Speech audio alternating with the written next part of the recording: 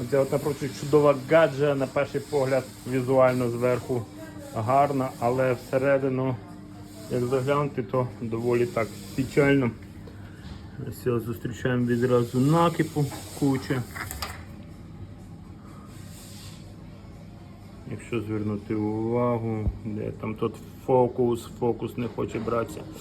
В общем, тут треба робити капітальний ремонт.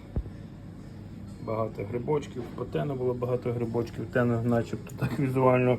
Ну, тут також у накипу, але невеликому. Но